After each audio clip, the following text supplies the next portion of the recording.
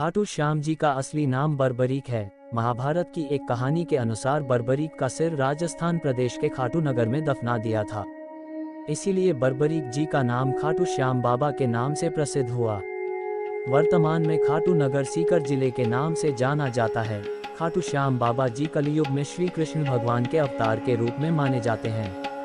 श्याम बाबा घटोत्कच और नाग कन्या मौरवी के पुत्र हैं। पांचों पांडवों में सर्वाधिक बलशाली भीम और उनकी पत्नी हिडिंबा बर्बरीक के दादा दादी थे।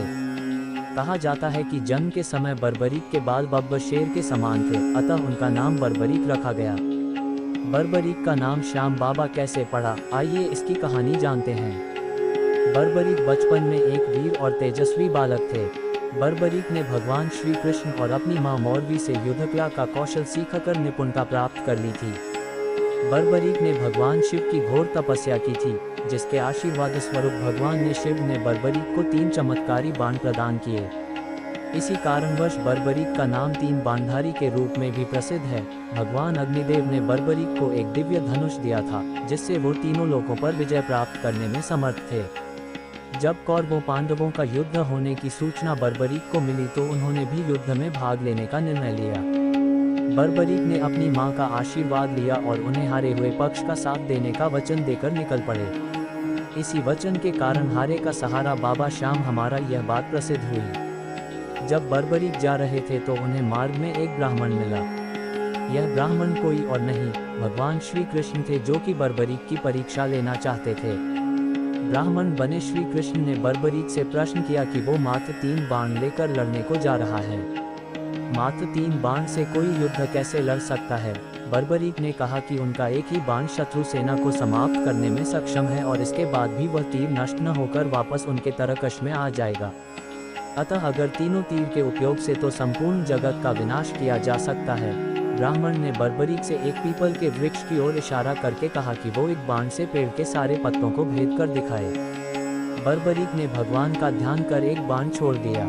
उस बाण ने पीपल के सारे पत्तों को छेद दिया और उसके बाद बाण ब्राह्मण बने कृष्ण के पैर के चारों तरफ घूमने लगा। असल में कृष्ण ने एक पत्ता अपने पैर के नीचे छिपा दिया था।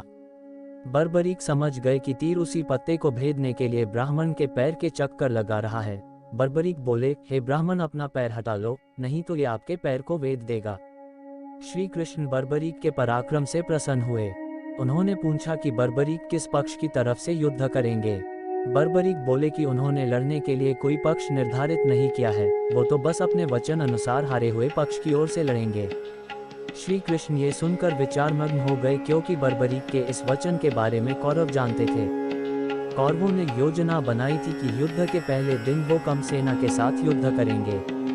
इससे कौरव युद्ध में हारने लगेंगे, जिसके कारण बर्बरीक कौरवों की तरफ से लड़ने आ जाएंगे। अगर बर्बरीक कौरवों की तरफ से लड़ेंगे तो उनके चमत्कारी बाण पांडवों का नाश कर देंगे। कौरवों की योजना विफल करने के लिए ब्राह्मण बने कृष्ण ने बर्बरीक से एक दान देने का वचन मांगा। बर्बरीक ने दान देने का वचन दे दिया। अब ब्राह्मण ने बर्बरीक से कहा कि उसे दान में बर्बरीक का सिर चाहिए। इस अनोखे दान की मांग सुनकर बर्बरीक आश्चर्यचकित हुए और समझ गए कि यह ब्राह्मण कोई सामान्य व्यक्ति नहीं है। बर्बरीक ने प्रार्थना की वो दिए गए वचन अनुसार अपने शीश का दान अवश्य करेंगे, लेकिन पहले ब्राह्मण देव अपने वास्तविक रूप में प्रकट हों। भगवान कृष्ण अपने असली रूप में प्रकट हुए। बर्बरीक बोले कि हे देव, मैं अपना शीश देने के लिए वचनबद्ध हूँ, लेकिन मेरी युद्ध अपनी आंखों से देखने की इच्छा है। श्री कृष्ण ने बर्बरीक की वचनबद्धता से प्रसन्न होकर उसकी इच्छा पूरी करने का आशीर्वाद दिया। बर्बरीक ने अपना शीश काटकर कृष्ण को दे दिया। श्री कृष्ण ने बर्बरीक के सिर को 14 देवियों के द्वारा अमृत से सींचकर युद्धभूमि के पास एक पहाड़ी पर स्थित कर दिया, जहां से बर्बरीक युद्ध का दृश्य देख सकें।